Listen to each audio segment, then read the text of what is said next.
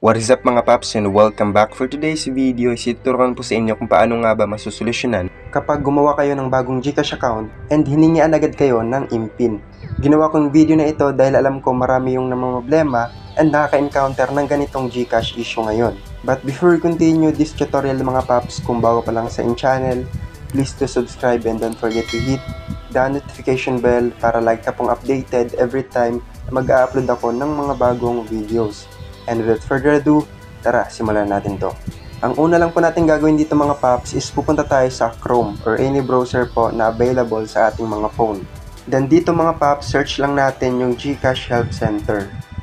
Then punta lang po tayo dito sa GCash Help Center. Then dito po sa type a keyword to find articles, search lang po natin itong ganito. Trying to create GCash account but asking for IMPIN. Search lang natin yan. Then hanapin po natin yung ganito. I'm trying to create a GCash account but it's asking for an IMPIN. What should I do? So click natin yan mga paps. And dito po mababasa, if you're trying to create a GCash account and it asked for an IMPIN, it means that SIM card was previously used and there's an existing account or GCash account linked to that number. So sinasabi po dito na yung SIM card na ginagamit nyo sa paggawa ng GCash account is nakalink na sa existing GCash account. So ibig sabihin nagamit na po yung SIM card na yon. Hindi nyo na po ulit yan pwedeng gamitin sa paggawa ng new GCash account. Pero if naniniwala kayo na yung SIM card na yon is bago and hindi pa nalilink sa anumang GCash account, ganito lang yung gagawin nyo. Sa baba mababasa, to continue creating your GCash account, click here to ask for help and include these details. So ito po yung mga details na kailangan natin i-consider. First, telco network. Second, SIM purchase date.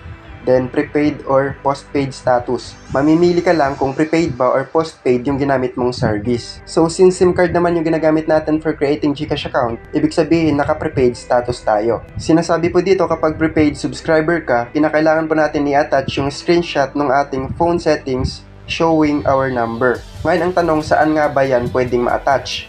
Click lang natin tong click here to ask for help. Then, ma-redirect po tayo sa submit a ticket.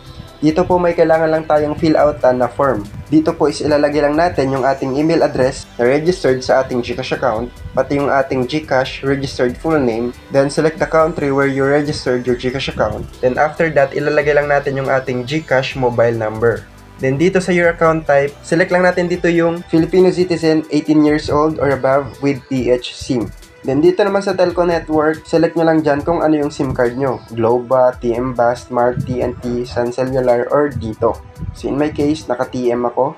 Then after that, need nyo pong i-provide yung date kung kailan nyo nabili yung SIM card nyo. For example, January 10, 2025. Then dito naman sa prepaid or postpaid, select lang natin dito yung prepaid, since naka-SIM card naman tayo. After that, dito naman sa please share what happened or add other information about your concern, dito mga paps, pwede natin ilagay yung ganito. I'm trying to create a new GCash account with new SIM card but it's asking for IMPIN. Then full doc.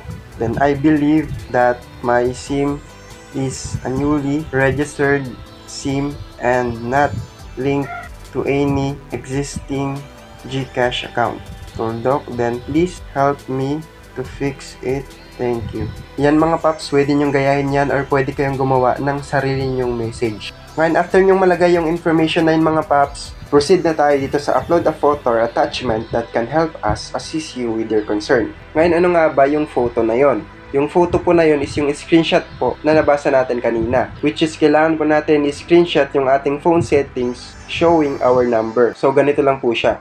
Punta lang tayo sa settings, then click natin tong network and internet, then SIM card and mobile network.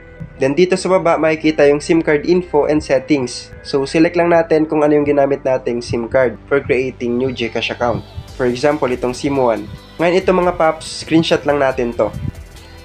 Then balik na po tayo dun sa submit a ticket. Then click na po natin dito yung add file or drop files here.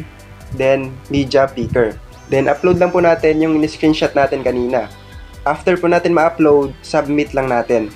Ngayon mga paps, after natin makapag-submit ng ticket, need lang po natin i-monitor yung ating Gmail. Dahil dun po mag-response si GCash para i-update tayo about sa status ng ating concern. And dito mga paps, mababasa, once submitted, a GCash customer support specialist will reach out to you in 24 hours. So expect po natin na magre-response po si GCash in 24 hours or sa loob ng isang araw. And tutulungan po nila tayo para ma-address yung concern natin. And para makagawa na tayo ng panibagong GCash account gamit yung number na yon. And ganun lang po kadali mga paps. Ganun lang po yung paraan para ma-address yung ganitong GCash issue. And siguro po hanggang dito na lang video na ito, sana kahit papaano is nakatulong. Have a nice day, thank you and goodbye, peace out.